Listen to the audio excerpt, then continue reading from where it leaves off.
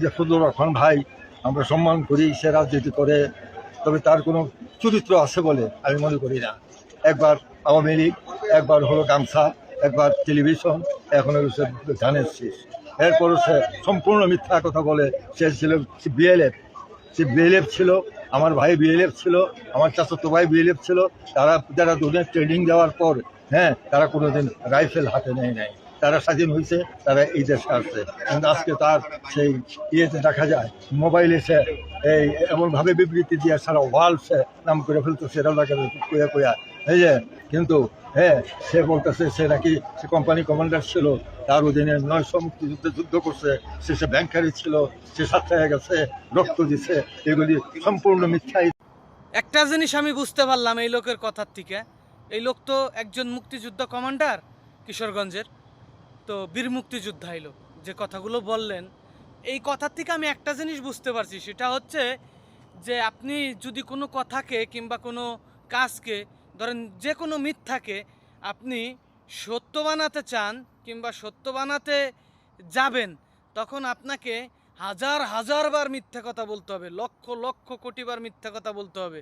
যতদিন আপনি বেঁচে থাকবেন ততদিন ওই মিথ্যা কথাটা আপনাকে বলতে হবে, নইলে আপনার সম্মান নষ্ট হয়ে যাবে। কারণ আপনি যেটাকে সত্য বলতেছেন, এখন যদি মিথ্যা প্রমাণ হয়ে যায় তখন আপনি বেঈমান হিসেবে প্রমাণ হবেন। এই জন্য আপনাকে কি করতে হবে, ওই হাজার হাজার কোটি কোটি বার টয়লেটে বসে, বাথরুমে বসে, ওই রাস্তায় বসে, দোকানে বসে, বাসায় বসে, ওই সংসদে যাইয়েও আপনাকে মিথ্যা কথা বলতে হবে। ফজা পাগলা ও ফজরুল সাহেব যে ভুয়া মুক্তিযোদ্ধা ছিল, এইটা আমার কাকা মুক্তিযোদ্ধা, বীর মুক্তিযোদ্ধা আমার কাকা, সেটা প্রমাণ করে দিছে। এটা তারাই কইছে, আর এটা জাতীয় জানে। ওনার কোনো মুক্তিযোদ্ধার কোনো ইতিহাস নাই, তো ওনার কোনো মুক্তিযুদ্ধ যিনি করছে এই ধরনের কোনো প্রমাণ নাই। উনি বলে একজন কমান্ডার ছিল, অথচ ওনার কোনো ভিডিও নাই, কোনো ছবি নাই, কিচ্ছু নাই। ওনার ওই সময়ের কোনো ইতিহাস নাই, অথচ উনি বীর বীর বীর মুক্তিযোদ্ধা ফজা পাগলা। অথচ বারবার শুধু উনি মিথ্যা কথা বলে যায়, ওই মহান সংসদে বসেও মিথ্যা কথা বলছে। আর ফজা পাগলা নাম তো উনিই কইছে যে এই এতে উনি স্বাচ্ছন্দ্য বন্ধন করে, কি তো উনি খুশি হয়, উনি হ্যাপি হয়, উনি উনি ফজা পাগলা বললে উনি উনি নিজেকে ধন্য মনে করে। এই কথা উনি বলছে, ভিডিও আছে, আমরা প্রমাণ দিতে পারবো। আমরা ওনাকে ফজা পাগলা বলি নেই, উনি নিজেই ওনাকে ফজা পাগলা বলেছে।